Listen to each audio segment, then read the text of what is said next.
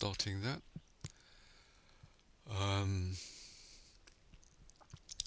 So let me start the explanation again.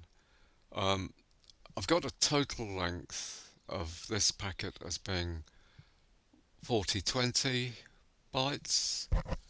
The first, the last bit of the 3-bit field is 0, which means don't fragment. No, sorry, it means there are no more fragments to come.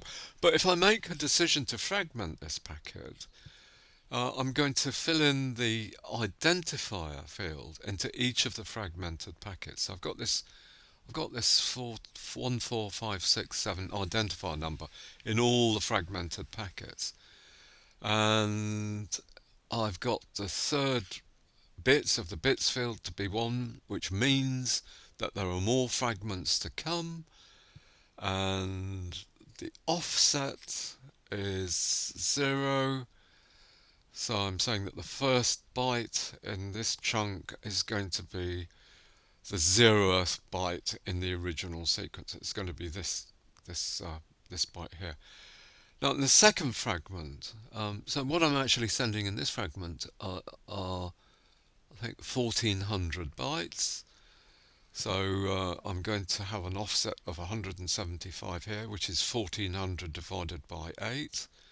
In other words, the first byte is going to be the 1400ths of the byte in the 175th group of 8 bytes, and so on.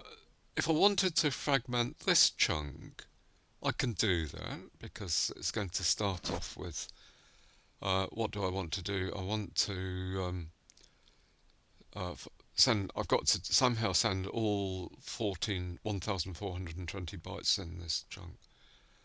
Right? Send all I'm going to put into this fragmented chunk all the bytes between 1400 and 2199. So that the first byte is going to be the first byte of the 175th. It's got an offset of 175. In other words, this byte is going to be the first byte. The very first byte is going to be the very first byte of the 175th group of 8 bytes. So I'm saying here, I'm saying more chunks to come. I've got a 0 here. I've got a 1 here. There were more to come. Okay, so this chunk is going to include all the bytes from 2200 to 2799.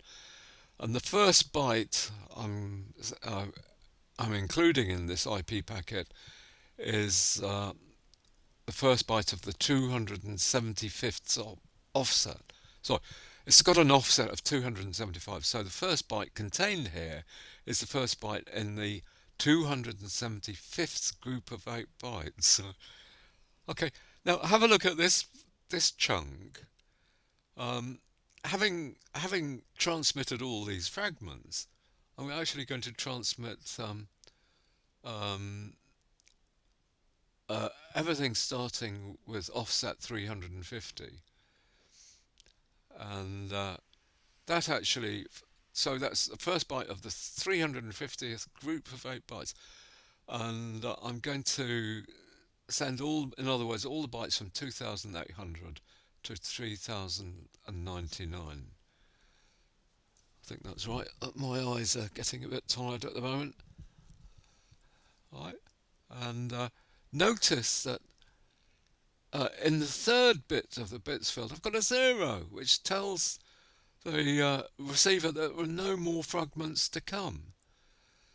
Okay, so the takeaway message from this is that I want you to understand the logic of fragmentation. It's a bit tricky at moments, and the example I'm giving you is that, well, I'm going to fragment a packet which has total length 4020 20, and I've got a 20 byte header. So I want to send 4,000 bytes. For whatever reason, I can't send 4,000 bytes. So I've got to fragment them up into parcels of data. This is how I do it. I include the original identifier number in each of the fragments, and I'm including an offset, which simply means what's my first byte of data is going to be the first in the 0th group of 8 bytes. It's going to be the first byte I'm sending here is going to be the first byte in the 275th group of 8 bytes. And I think you'll be able to understand how fragmentation can then take place. I mean, I can fit all this fragmented data into a reconstructed sequence of bytes. And I'm asking you to just look at these questions. And you should be able to tackle them. If you understand fragmentation, you'll be able to easily do these. And I'm asking you to do this because I'm sort of intending. Well, it's a long way off at the moment, but I'm intending to ask you a question on IP fragmentation at some point. And so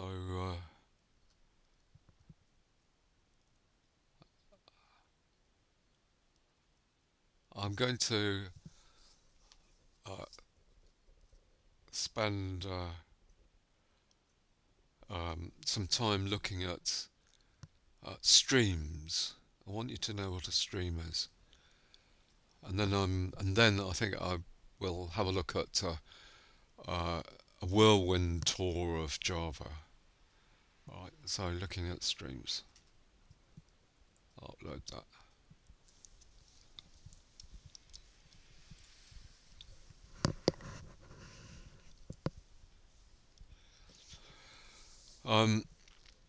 And I think you will get a recording of this, but it'll be in two parts. Part of the recording I'll put up on Pharos, and part of the recording will be available in the BBB area. And the reason I was given last week for the failure of some of my BB recordings is that to expect to be able to record for 2 hours is an impossibility. The system can't cope with lengthy recordings, and I've no idea what the upper limit is. So I've just spent about an hour on the BBB recording, and I'm recording the rest at home, and you'll actually see what I'm saying step by step. Okay, so hopefully you can all see this, and you can make your screen bigger to see things, and I can put this onto one page if you want, but I think you'll be able to see this reasonably clear. So we're going to have a look at streams and a little bit on readers and writers, whatever these turn out to be. And I want you to read up to this particular page at some point. So this is like homework, which I expect you to do, and I don't want you to say in 6 weeks' time, but you didn't take us through this, or we don't know anything about that. So just keep up to. If I tell you to read something or tell you to do something, make sure you do. Otherwise, you've got a lot of freedom on how to plan your studies in this area. So, little bit of an introduction, and so, what is a stream? Well, whatever they are, they're of enormous importance in computing and programming. So it's quite important to gain an initial understanding of their nature and to what use we can put streams. And you should be warned at this very early stage that Java provides a hierarchy of classes to work with. I mean, it's a rich hierarchy of streams that'll enable you to do various things with streams. So let's find out about streams. So I'm giving you a definition, and I very often ask this in assessment. What is a stream? And people never ever give me this formal definition straight from Gosling. A stream is an abstract representation of an endpoint of a unidirectional, unbuffered communication channel. And what on earth does that mean? Well, it's an abstract thing, and it's a very general idea, and it represents the point from which data is communicated, or the point to which data is received. So it's an end point of a channel which is both unidirectional, single directional. You can't have a two-directional Java stream. And it's unbuffered. In other words, if I send something out onto the channel, it's going to go straight there. It's not going to be, the channel itself isn't going to remember what I've actually written or written onto the data. And equally, if I receive some data, the data is not going to be left on the channel. So in other words, the channel's not going to remember anything. Right, we got back to that situation. You know, a channel doesn't have state. It doesn't contain data temporarily at all. So a communication channel typically connects an output stream to a corresponding input stream. So hang on, what does that mean? So you've got something like a real communication channel, which allows a connection between an output stream and an input stream. So we've got to distinguish between streams as being input or output. So the underlying real connection could be a high-speed fiber optic network connection. It could be a microwave link. It could be a buffer used by two threads to communicate. I mean, you'll have to think about this later on.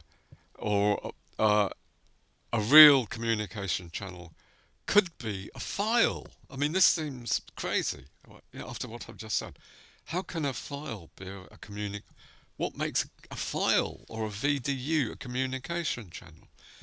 Well, the idea is that a file allows you to put data into it and to get data out of it.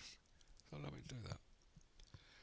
That's what I mean by communication, John. A fibre optic link means I can send data on the link and receive it at the other end.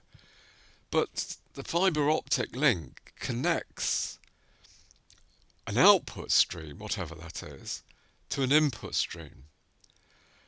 And I'm going to explain exactly what's meant by that in a moment. So the whole point of Java streams is to provide a uniform interface to various and different channels. And the operations will be available no matter what the differences are in the technology of the channel. So I might be living in 20 years' time. There might be a world of nothing but optical communications, and all the communication channels are optical. What I'm saying is that Java is going to allow you a uniform set of operations to allow you, the programmer, to send and to receive data on the real communication channel, the optical channel. Or it might be, forget it. It might be a pure other alternative wireless channel. Or it might be nothing but microwave communications. All these different technologies. Java is giving you the is doing you the favor of allowing you to use these very different channels in a uniform way, in which I'll explain in a moment. But first of all, I'm going to tell you what the general stream characteristics are. And if you want a little bit of a way of understanding things right from the word go, you can think of streams as doorways. As doorways. Okay, so general stream characteristics. Streams are FIFO, first in, first out. Right, if I send you a chunk of data, you're going to get that before you receive the second of chunk of data I send you. So they're FIFO. The order in which data is sent to an output stream is the same as that in which it was received. So you can only access a stream sequentially. You can't read a stream in parallel, for example. So data can be written in sequence, one chunk of data after another, and read sequentially. You can't randomly receive the 50th chunk of data that was sent to you. You can only read it a chunk at a time, serially or sequentially. Right, streams can only be read from or written to, not both. Not both. Not both. Not even at the same time. I'm just saying, if you've got a particular stream, either you can read from it, or, and this is an exclusive or, you can write to it. So if you want a communication channel to be duplex, if a communication channel is duplex, maybe you've got a radio channel, which it's logically possible for two people to talk to one another at the same time by means of radio. It's unlike that. Right? You'd need to do the following. If you've got one duplex channels in Java, you need separate input and output streams. Let me say that. Look, you need separate input and output streams at the two endpoints. So here I am at the one endpoint. Chris Kernberg is here, and I want to send data out. I need an output stream, and I want to read data in, possibly at the same time. I need a separate input stream. I need I can send data out in one direction, I can receive it in the other direction. If I want duplex, what's called duplex, two-way communications, I need two separate streams. The communication channel that I'm using might well be offer duplex communications. But for me, the programmer, and my programs, to have duplex communications, I do need two streams. Secondly, threads can block and cease to be runnable when input-output operations are executed. Hopefully you will remember, is it at least 10 weeks ago, input and output often takes time. If I'm transmitting data on a slow channel, then the channel's going to block. I'm not going to be allowed to send more data than it's capable of handling. Right. So data can take time to be written. Imagine wanting to send 64 gigabytes of data to the United States government. It might take a significant time to read data or send data from an output or input stream. So in this case, the thread making a read or write operation will block. In other words, it won't complete.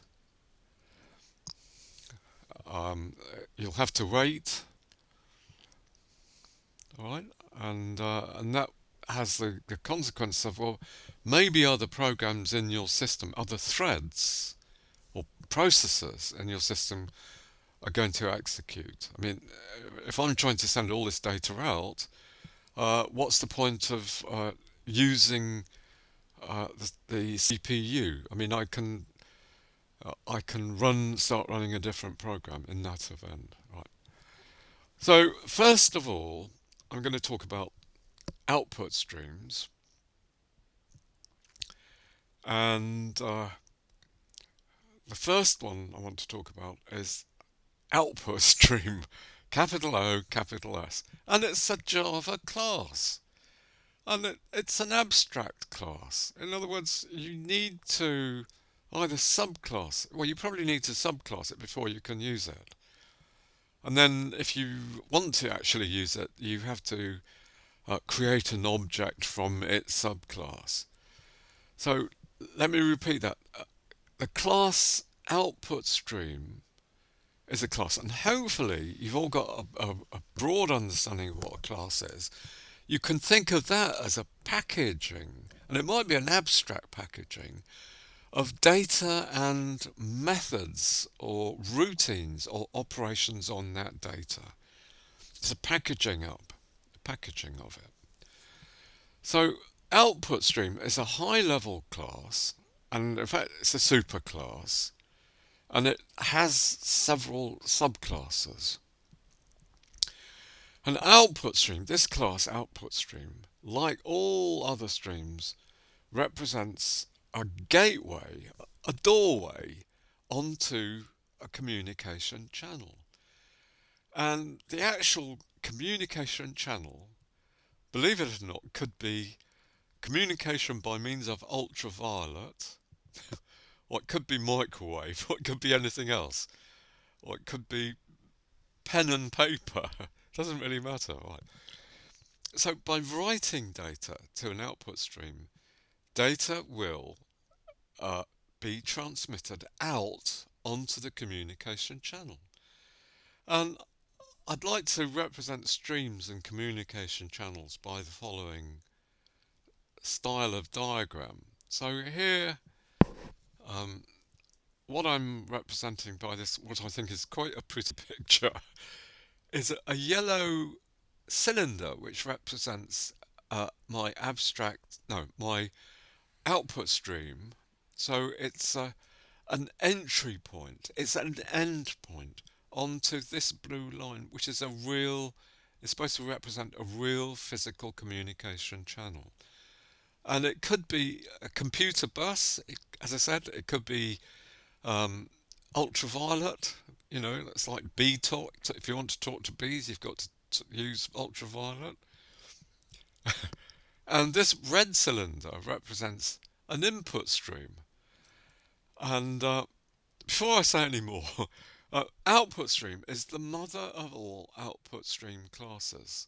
It's the super class of all output stream classes in Java. And you can only instantiate to get an output stream object via the use of one of output stream's subclasses, such as file output stream. So what I'm saying here is that file output stream is a subclass of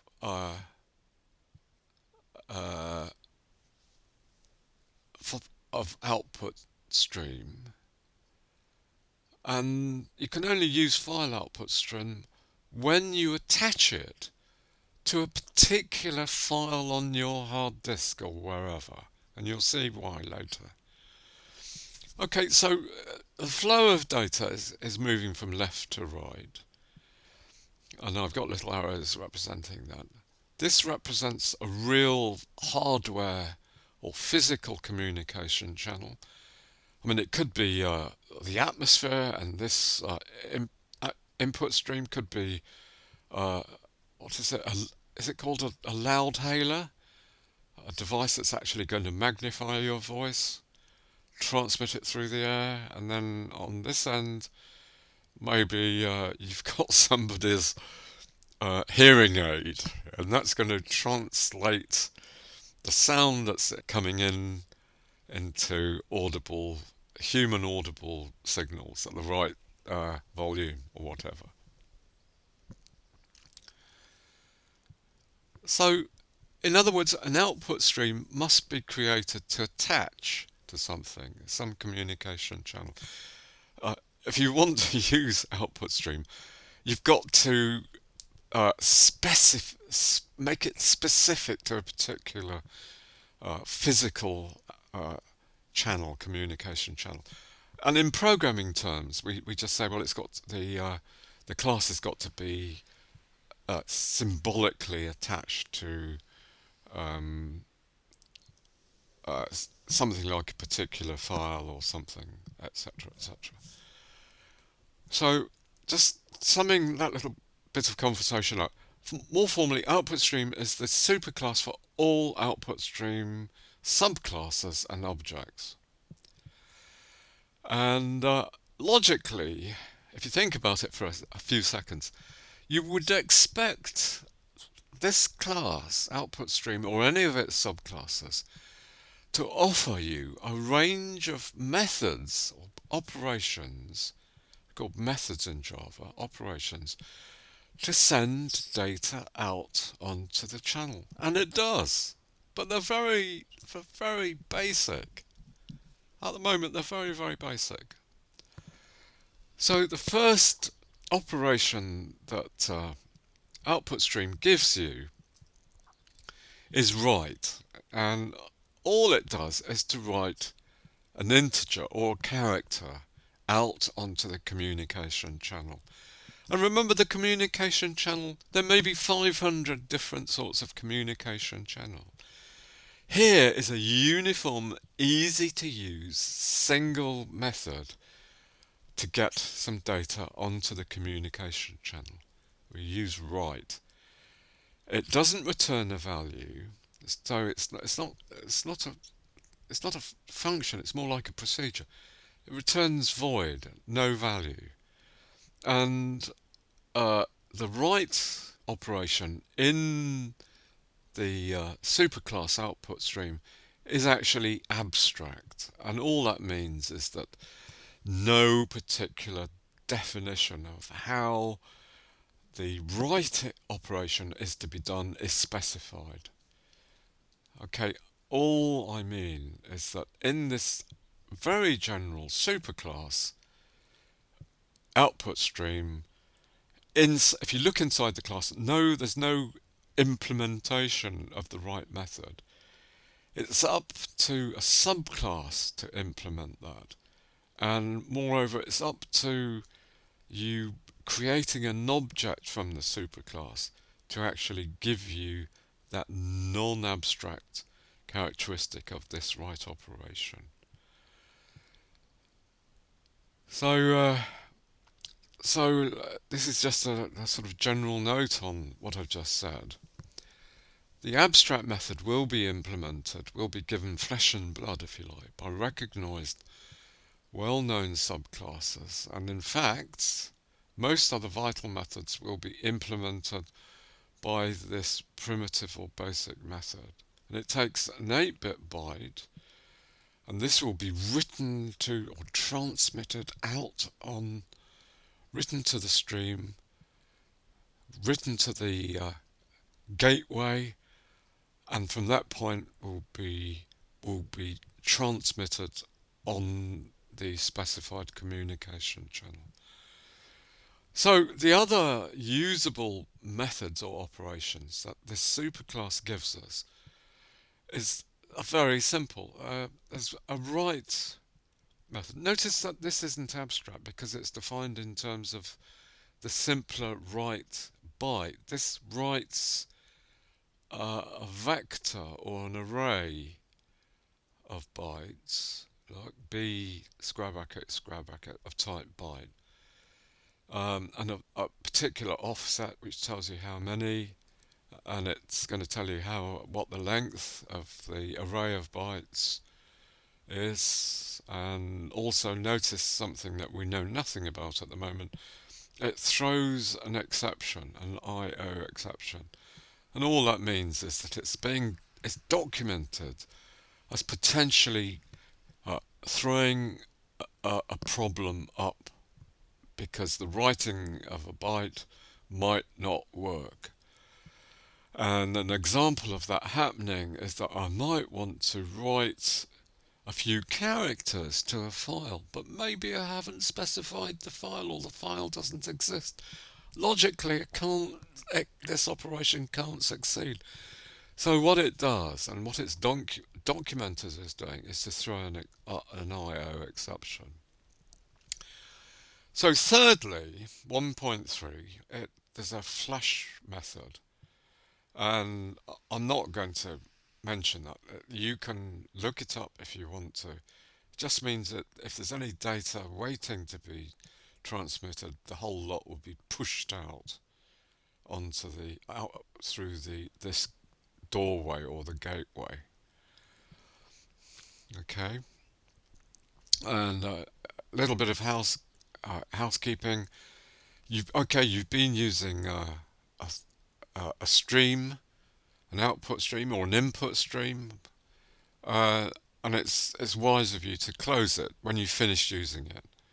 And again, it might that could cause problems, could throw an IO exception, but otherwise you're just releasing the resources used by the act of creating an output stream. Okay, so the little note here, and the next thing I want you to know is pretty important for your understanding, but it's not difficult.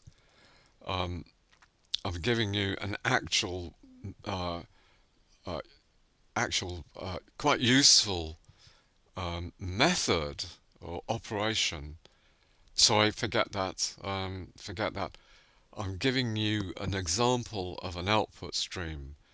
Okay, system.out. It's a particular output stream which is going to give you a method and for writing data, and typically it might write something onto your VD or screen. So once you've installed Eclipse, I'd like you to try this at home. In other words, cut and paste it. And this is called a simple class, and it's publicly available to any other class that wants to use it. And it just does something or other. And what it's using is system.out. So I have no expectation that you'll understand what synchronized is, or maybe you're a bit doubtful about this for loop, but just as a little exercise, try it. I mean, you might just get errors. I don't care, just try it. So the interesting thing about this is that here's my yellow cylinder again, and that's actually uh, an output stream. So I can put data into this output stream, and it will be sent out through a communication channel that's connected to my screen, my computer screen, my VDU. So we're using this idea of streams quite seriously, and output and input streams in particular. Alright, so I'm sure most of this is quite unfamiliar to you, but it doesn't, just I want to familiarise you with this sort of material. So the reason for this, the word synchronise, is that I don't want two different threads to even think about writing to the screen at the same time.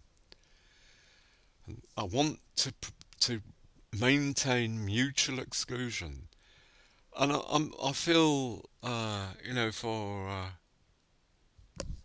I think we've got one departure at the moment.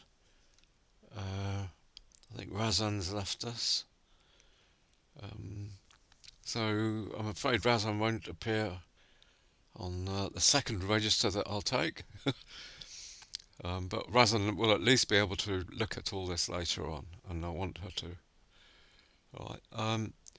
This all relates to the work that we did on the importance of guaranteeing mutual exclusion. So it's going to get rid of mutual exclusion. Some resources in the world, not all of them, some resources are logically unshareable.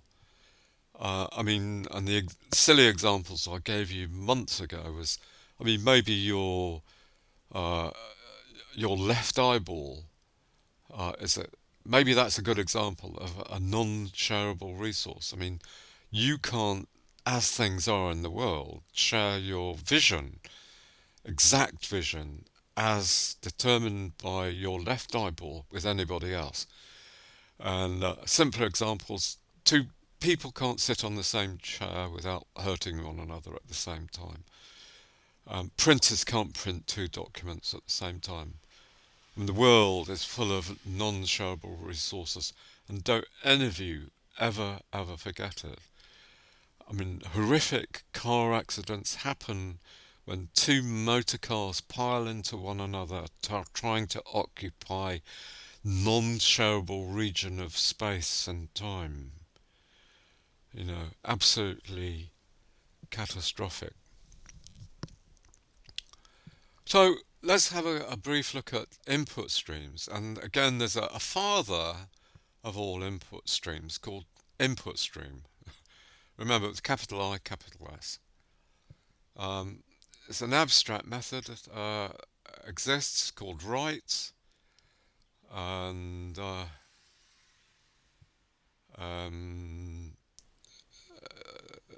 okay, there is a. Well, wait a minute. There's a. Where am I? Abstract method write, which. Sorry, I've just lost the flow of the message here. Let's have a look at this. For example, there's a mirror image of the class output stream. For example, corresponding to the abstract method writing operation, there's an abstract method corresponding to the read operation, which returns a value of type integer. It doesn't have a flush method, etc., but it does have something called skip, which we don't need to know about at the moment. So, for example, if I've got a file, a text file, I can read data from it. I can read small chunks by using this operation read. And I think read just returns a byte of data at a time, a character at a time, which is pretty useless for most intents and purposes.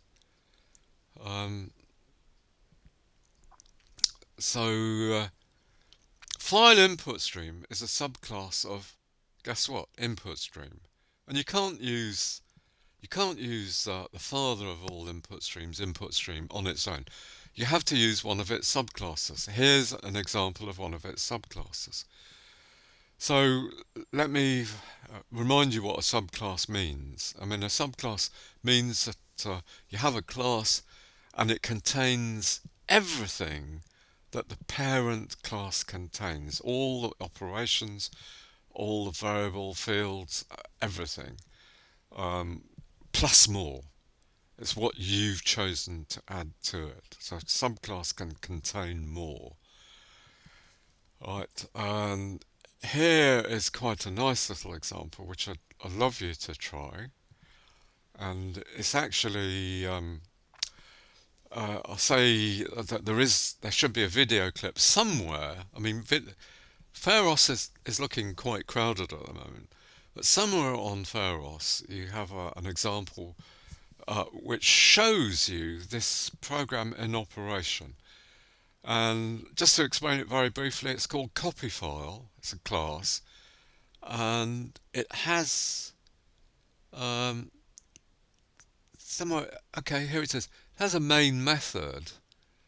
This is the executable um, operation that will actually run on when you when you load it into Eclipse.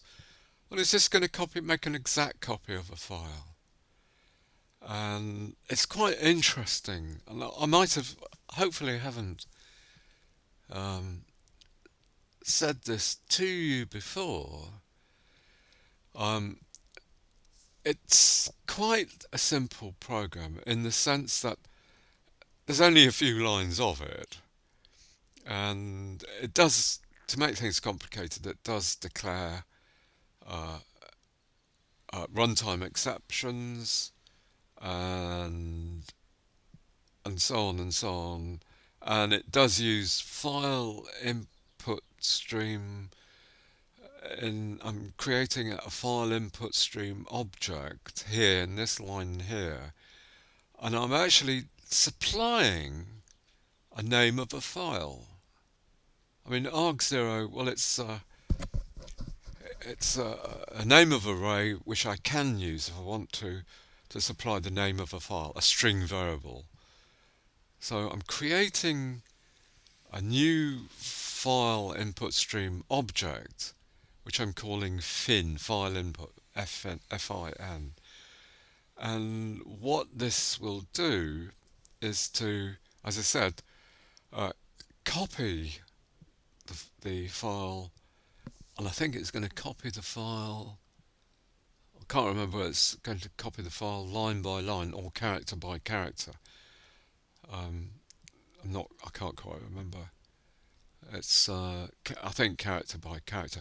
So this diagram's been, the format's been messed about a bit, but I think it's still readable. So the only difficult thing is the novelty of some of what things that you find in it. And the real difficulty is to come to understand this while loop, understand this condition in the while loop. While this condition is true, repeatedly write the data that you've actually got into the new file. So have a look at that. I mean, I'm not bothered if it's not perfectly understandable by any means at all at the moment. We'll look at this again. And the reason we will look at it again is that the logic of this program, first of all, is that it uses a stream to get input from a file, and it uses a second stream to put data into a new file, the file that represents the copied file. And the logic is just that. It's very simple. Read, write, repeatedly read, write until there's nothing more to read. And this happens to be usable as a general technique for copying a file from here to Mars. I mean, you might think that's a bit stupid. That's a bit of a silly um, claim. It can copy a big file from New York anywhere to anywhere in the world rapidly. It's the same logic. You use a stream to send data out over the internet, and you use another stream at the receiving end to receive the file either line by line or character by character. And I want to introduce you to this technology. It's important. It's quite an important technology, and we've seen um, this kind of application running between, I think, Houston and the surface of Mars and transferring updated programs to the station that the United States has got on the surface of Mars, or for sending new instructions to the Mars rover, and it's a reliable communication technique because they're using reliable communication protocols. And I just want you to know about this very important area of technology. And I'm sure it's a short step from what we're doing here. I mean, I'm making a remarkable claim here for you, but if you wanted to, for you to do quite innovative work in computing. I mean, maybe not in the area of network applications, but maybe in the area of security or um, artificial intelligence. I mean, the area is changing very rapidly, but not terribly successfully. But it'll only take somebody with some very good ideas to revolutionize technology in this area. So, where does that leave us? Just to say a little bit more about this. Okay. Um, I'm sorry. I'm just getting. You'll see all this on the recording, but I'm getting security informatics on my computer at home.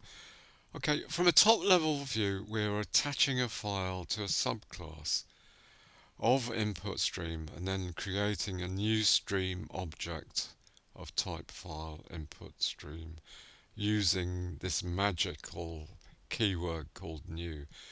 If you want to create an object corresponding to a particular class, say file input stream, you use the keyword new, and you can give the object a name if you want, and attach the object to a particular file by writing the name, and then we're in business for reading or writing data or to or from different files.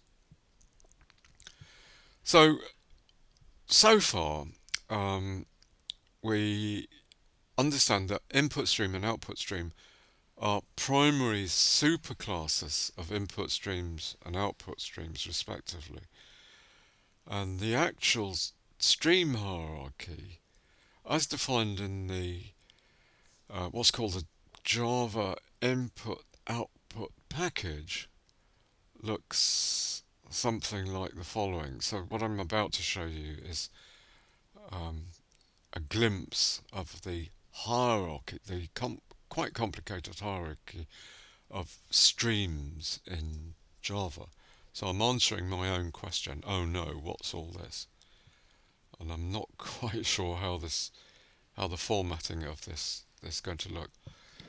So I'm just going to show you this. Here's output stream, and here's input stream, and the two classes I've um, uh, highlighted are both themselves. These are superclasses, but they're actually subclasses of this ultimate superclass called object.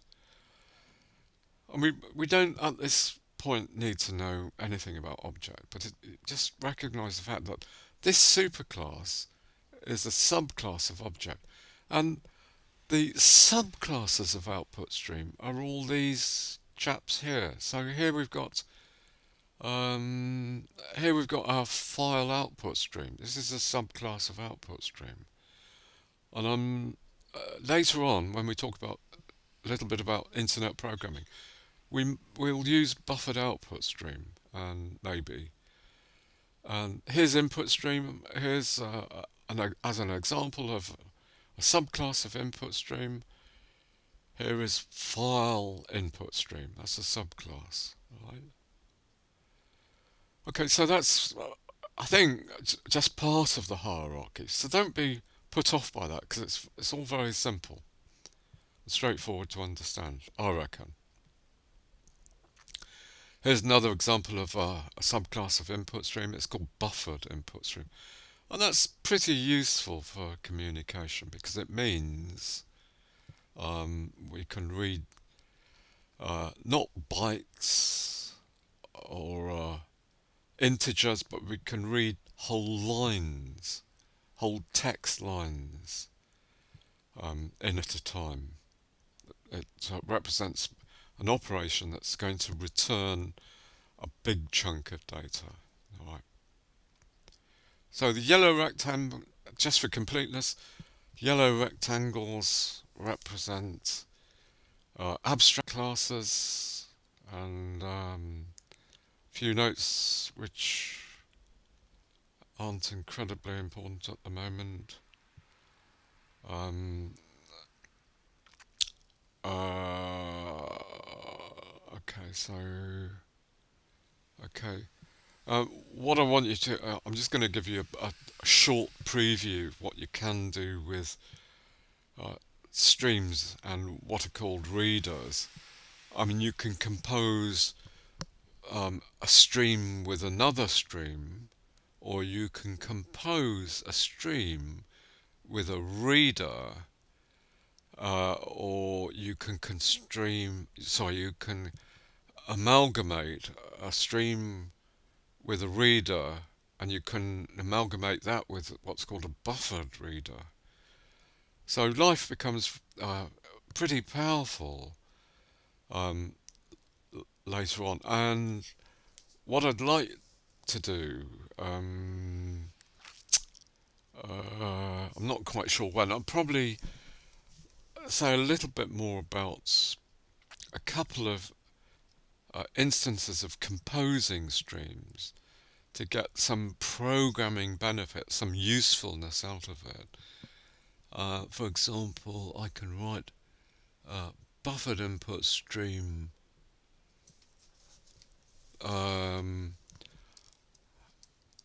and I can compose buffered input stream with an input stream where input is actually the name of the input stream I'm uh, amalgamating buffered input stream with. And I mean, it's simply coming to understand this way of doing things in Java that will give us a lot of benefit and a lot of power. Right, this is an operation of composing two streams as shown in the diagram above. So, and I can talk about input streams, but that can wait for another time. So we've covered up to, not necessarily including, first 20 pages of this presentation. So I'm gonna finish there and ask Ahmed, Mohammed, if you have any questions, and ask you the second question, whether or not you think you'll be able to cope with this material given a little bit of time. And hopefully I've tried to make it sort of fairly intuitive, and I'm not being overly formal. And I recognise the fact that some of the Java might be look a bit forbidding, but you've got a recording to look at. You've got all my documents, and as I mentioned earlier, which I don't know whether Ikram heard, I asked the question whether or not you've actually started looking at any of the textbooks I've given you on Pharos. So I've asked about 6 questions there. So can I just open it up to you? And I'm just getting wait a minute, getting rid of polling. So help! I haven't got. Oh yeah, I've got public chat here. Um, so I've just entered. You watched the video. Oh, okay, okay, great. Um, Fine, okay. It's a pity Razan's not here, but because I wanted to talk to her. So, any comments or questions or really technical difficulties from a practical point of view? What I want you to do is to set up Eclipse, uh, have a look at the textbook, work your way through the first presentation, and attempt to really get to grips with fragmentation, and that's IP fragmentation, and just understand the point of doing fragmentation. And in the future, if you're interested, I mean, I think that there's an entire course up for you to look at on Pharos, but I'm actually modifying all the future sessions that we do to bring it in line with our interests. And after some very general stuff on Java, we're going to be look at some very specific areas of self-contained topics within computer science. So I want to be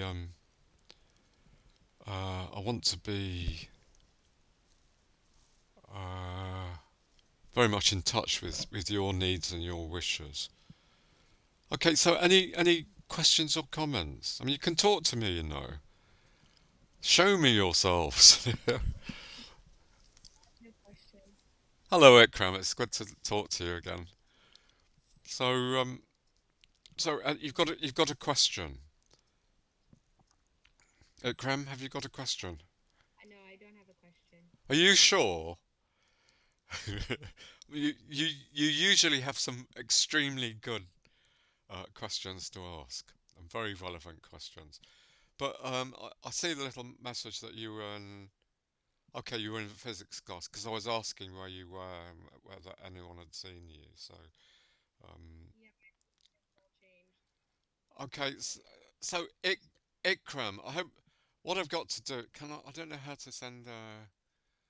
Uh, well, I don't mind. Can I just ask you very briefly about coursework too? Okay, it's brilliant. I mean, you don't have to, but it's just to keep me informed about what's happening because that's okay. Easy peasy, was it? Was it easy? I hope it was a bit challenging. Did you also get my uh no, no, forget it. No, I was going to ask you something else, but I'll be asking the wrong person. Never mind, never mind. But if you want to talk to me by email about anything, just do. Go ahead and do it. All right. All right. Ahmed, any questions? Ahmed, sorry. Mr. Youssef. Okay, is there okay, well, any comments, please let me have them. It's important that I know a little bit about what you're thinking about things. Yes? Okay, thank you. I would appreciate that. Raghad, do you have any questions? I mean, have you had? I think you've probably had some communication issues. So never mind. I can wait until another time. So okay,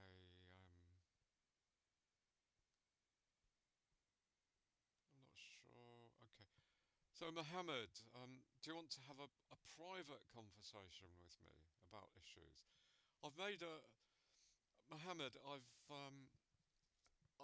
come to a provisional conclusion, and I'll let you know what my conclusion is. All right.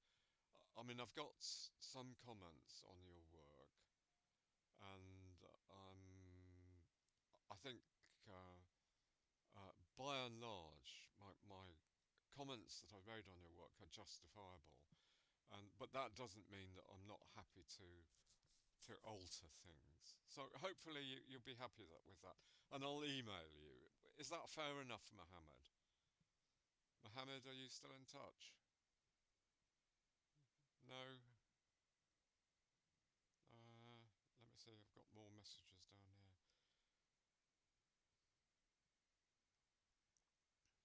Okay, Mohammed. Okay, that's great.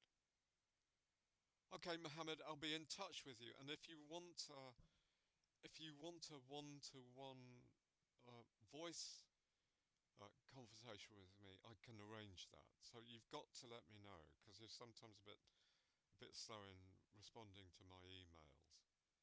Okay, so Mohammed, just once again, if you if you want to talk to me about the issue you raised, let's talk one to one, or we'll do it by email. Okay, so I'll see you all next week. And what I need to do, because I've completely run out of time. I thought, no, we haven't. I've got a couple of minutes. What I need to do is to put the written materials up into what I think is going to be topic 12A, because I'm creating special areas for this group, and I'll talk about the recordings, and I'll put it probably a YouTube recording, and hopefully the quality is reasonably good. I'll put a YouTube video up on Pharos for this session. So all the best to all of you. My best wishes to all of you. And hopefully, God willing, we'll all see one another next week. Okay, goodbye Ragad, goodbye Mohammed, goodbye.